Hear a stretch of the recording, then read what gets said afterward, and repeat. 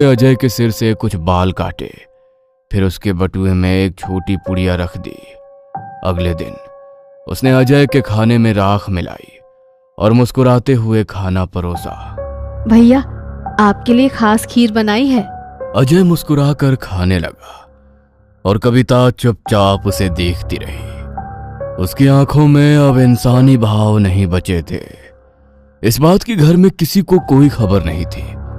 कुछ दिन गांव में बिताने के बाद अजय वापस शहर लौट गया। शुरुआत के 2-3 दिन सब सामान्य रहा, फिर धीरे धीरे सब बदलने लगा। पहले छोटे छोटे झगड़े शुरू हुए, कभी मीरा से बहस तो कभी माता पिता से अनबन। अजय खुद समझ नहीं पा रहा था कि उसे इतनी जल्दी गुस्सा क्यों आने लगा है।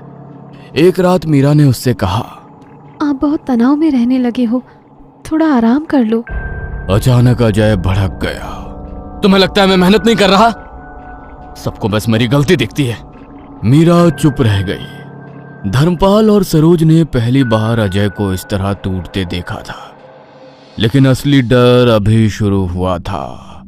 कुछ ही हफ्तों में अजय का व्यापार डगमगाने लगा। जो कस्टमर सालों से उसके साथ थे, अचानक काम रद्द करने लगे।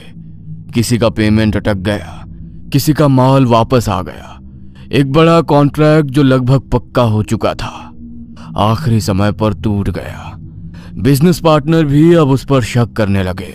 अब अजय, तुम्हारे फैसले अब पहले जैसे नहीं रहे। तुम हर काम बिगाड़ रहे हो। अजय पूरी रात फाइलों के सामने बैठा रहता, लेकिन उसका दिमाग जैसे काम करना बंद कर चुका था। कई बार उसे लगता जैसे कोई उसके कान में फुसफुसा रहा हो। रात में अचानक उसकी नींद खुल जाती और उसे लगता कमरे में कोई खड़ा है। उसकी अलमारी के पास कोई काली परछाई खड़ी थी। अजय घबराकर उठा, लाइट जलाई, लेकिन वहां कोई नहीं था।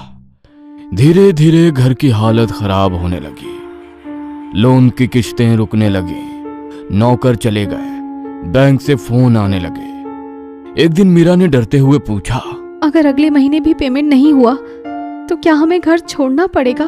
अजय ने कोई जवाब नहीं दिया, क्योंकि उसे खुद भी यही डर सताने लगा था। धर्मपाल और सरोज रोज गांव फोन करके विजय को सारी बातें बताने लगे। पता नहीं क्या हो गया है अजय को, काम कम होता जा रहा है, घर में हर वक्त तनाव रहता है। अगर ऐसे ही चलता रहा तो शायद घर भी बेचना पड़े। विजय ये सब सुनकर परेशान हो जाता, लेकिन जब उसने ये बातें कविता को बताई तो उसके चेहरे पर एक अजीब सी